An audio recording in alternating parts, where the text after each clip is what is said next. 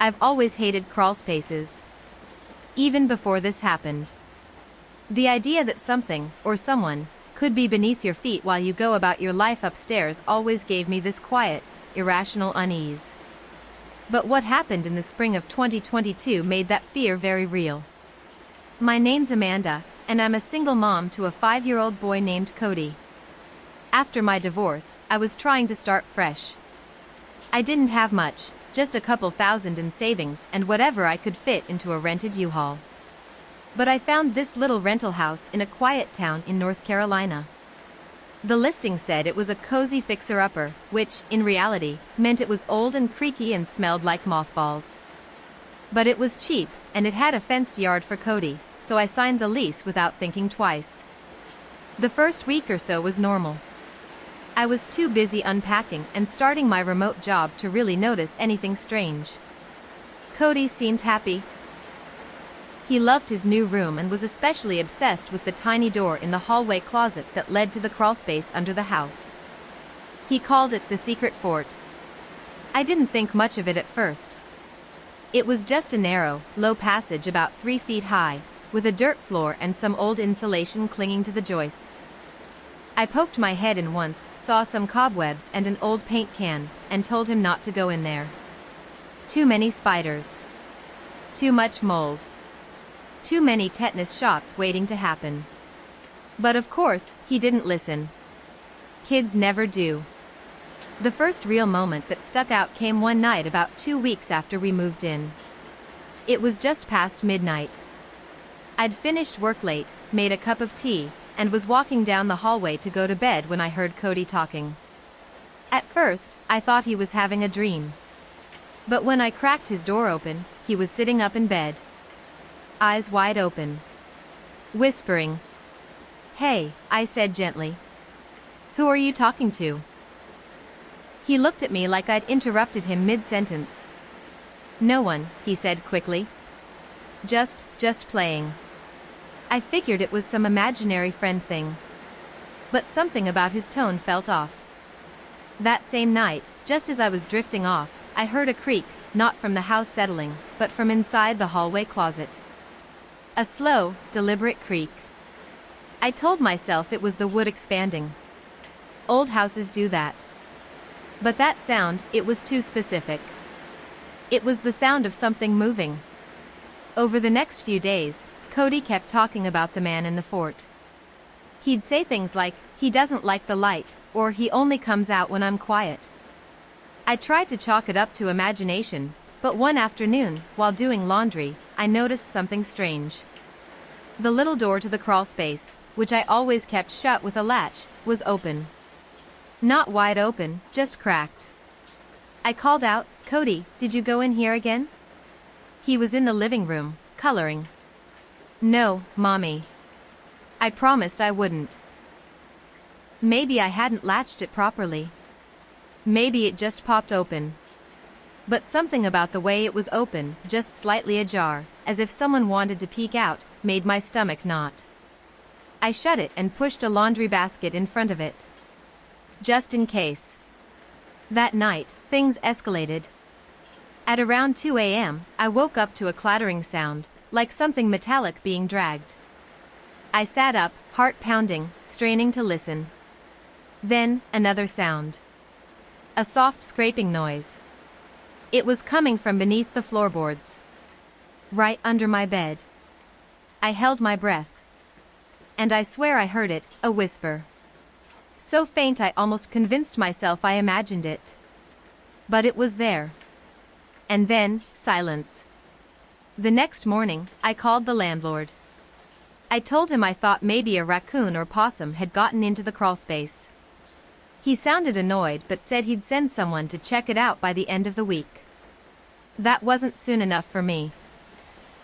So, while Cody was at preschool, I pulled on some gloves, grabbed a flashlight, and opened the crawlspace door. At first, everything looked normal. Dusty.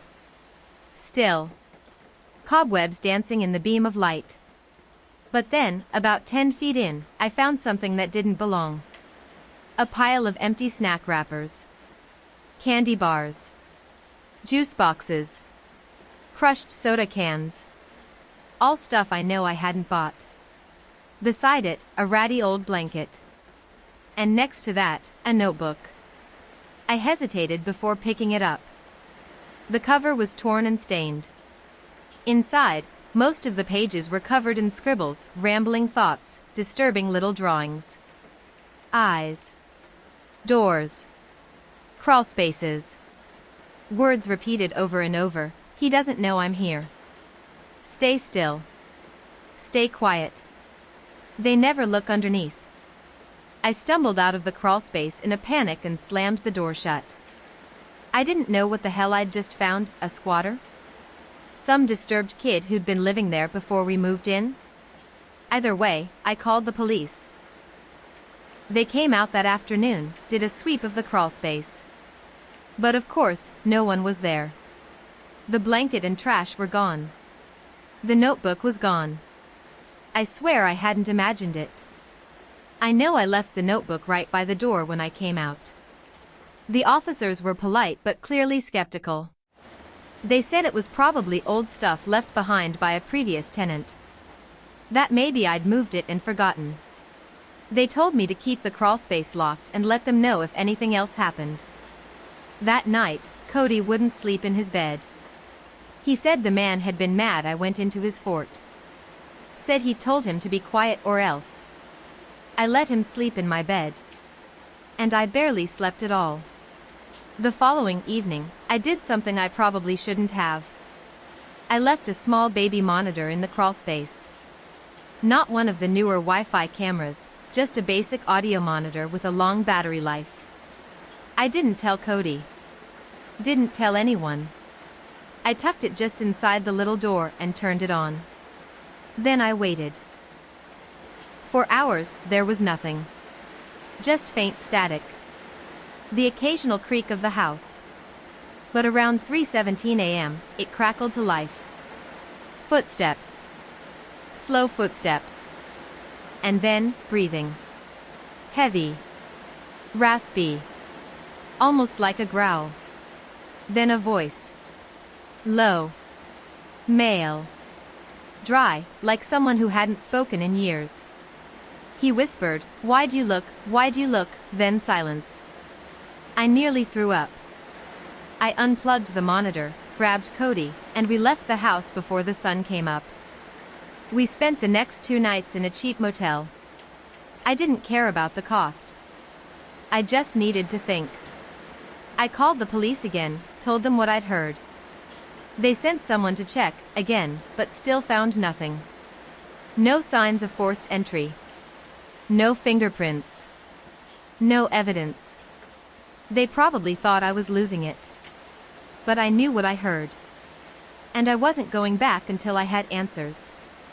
I drove back to the house just after noon, alone.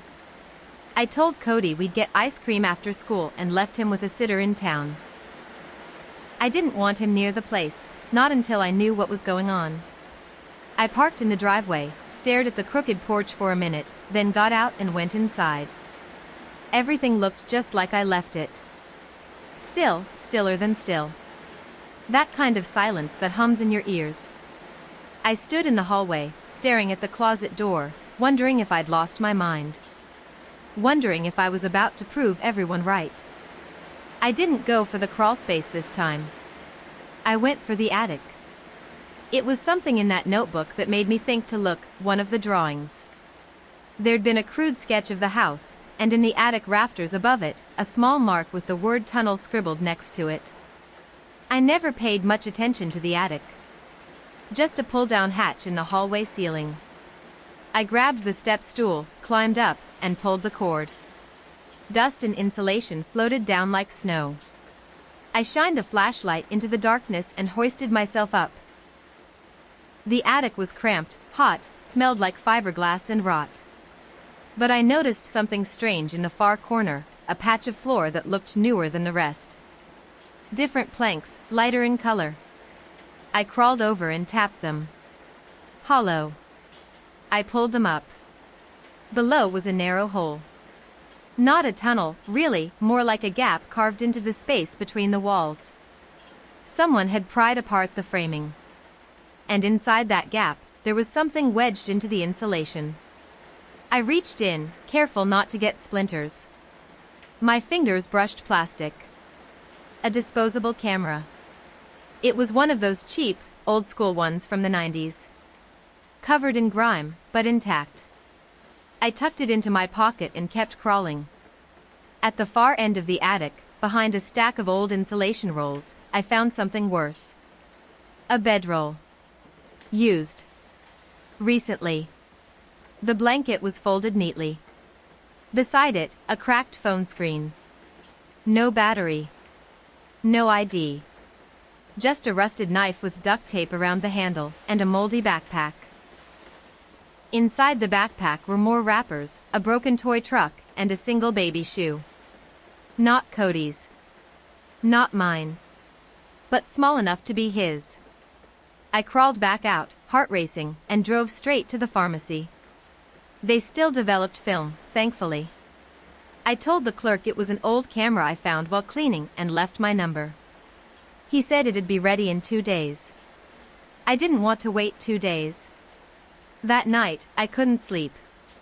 I brought Cody home only because I couldn't afford another night at the motel. I locked every window. Bolted every door. Kept a crowbar beside my bed. Still, I didn't sleep. At one point, I thought I heard something shifting in the walls again. The floorboards gave a low groan beneath the bed. I held my breath. Nothing. I kept the lights on until morning. The film was ready the next afternoon. The photos were grainy, water-damaged, but a few were clear enough to see. Most were nonsense. Shots of walls, ceilings, strange angles, like they'd been taken in a hurry or by someone who didn't quite know how to use the camera. But one made my knees go weak. It was taken from inside the crawlspace.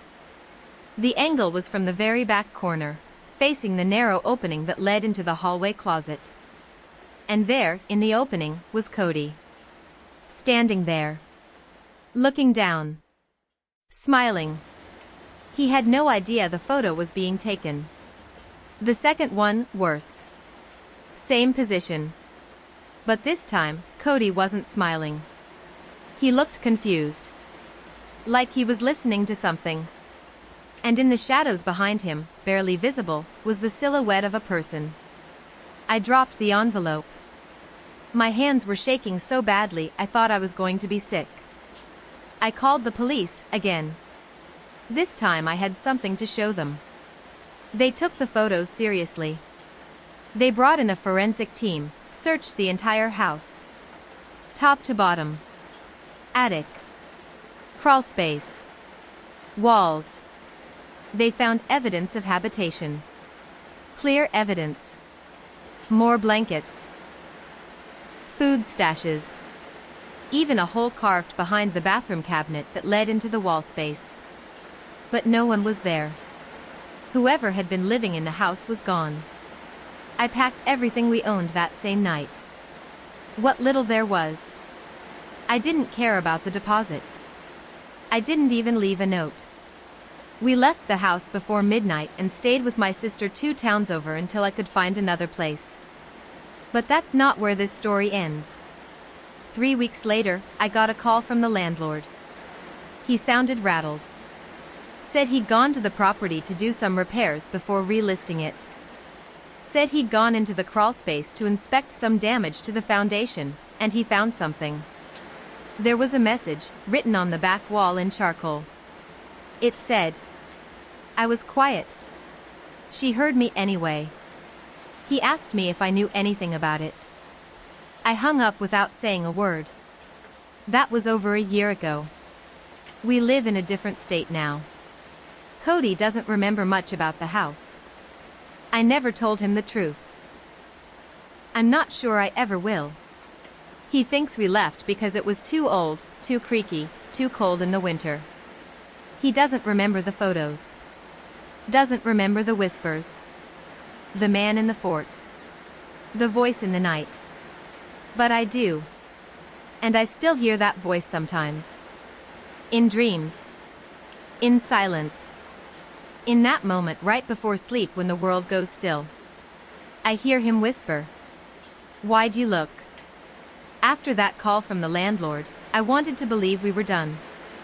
That whatever haunted that house was finally behind us.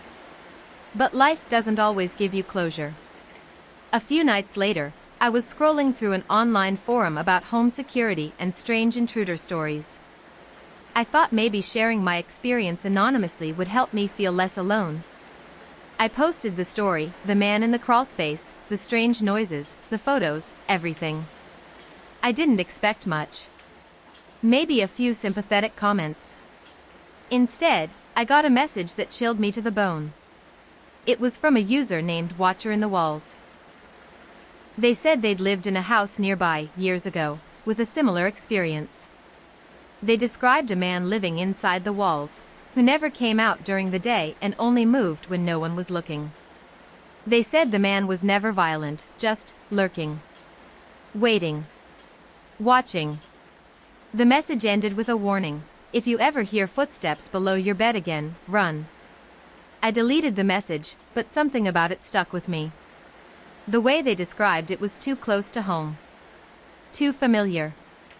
I started to wonder if there were others, people who had lived with this presence, this man who lived beneath the floorboards. Then, one evening, as Cody was brushing his teeth, he looked at me and said, "Mommy, I think he's lonely." I froze. "Who?" I asked. "The man," Cody said softly. "He's lonely in his fort. He just wants a friend." I didn't know what to say. I wanted to believe my son's innocent words, but fear clawed at my chest. That night, I left the baby monitor on again, hidden near the crawlspace door. Hours passed with nothing but static and the usual creaks. Just before dawn, a faint sound emerged, a soft humming. It wasn't a voice, not exactly.